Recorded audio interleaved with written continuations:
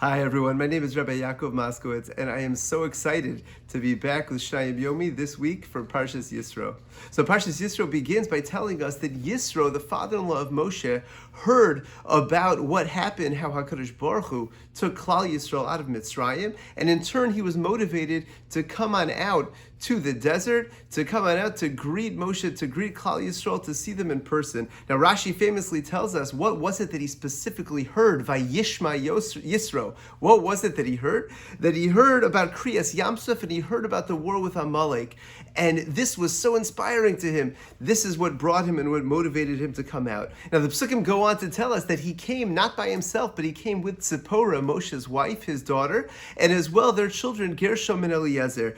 And it says in the Pasuk, he came with Tzipporah achar shilucheha, after she was sent out. What does that mean? Rashi tells us a very interesting thing, that's referring to the story that when Moshe was summoned to come back to Mitzrayim, when he was in Midian, he came back with his family, with Tzipporah and his children. But when he got to Mitzrayim, Aaron was there and he said to him, "Who are these people?" And he said, "Oh, this is my wife and my children." And Aaron said to him, "Hey, why are you coming here? There's so many people who are suffering, and now you're going to add on more people onto the suffering?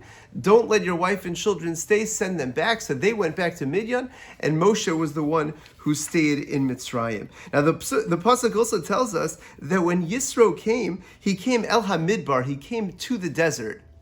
Isn't that obvious? Of course he came to the desert. That's the place where everybody was. So Rashi tells us something very interesting. Rashi tells us that the Pasuk is singing the praises of Yitro, to tell us that Yitro, who had this very high place in the world, he was this leader in Midian, yet because of all that he heard and his inspiration, that motivated him even to go out to the desert, to leave his high position and to head out to the desert in order to hear the words of Torah. The Psukim then go on to say how Moshe goes out to greet his father-in-law Yitro, and Rashi adds in that it wasn't just Moshe, it was as well Aaron, Nadav, and Avi who went out to greet him. And then Rashi says once all of these great people were going, everybody would follow suit as well. Now Moshe, when he sees his father-in-law, the pasuk says, "Vayisaper Moshe says Kol asher asa Hashem leParo Mitzrayim."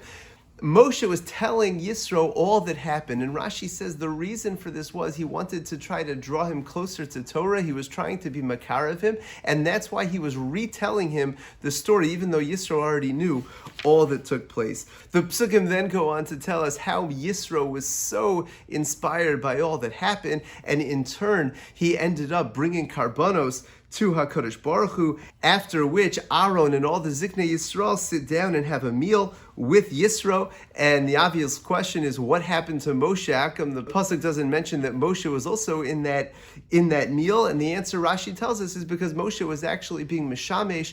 Moshe was actually the one who was serving everybody by that meal.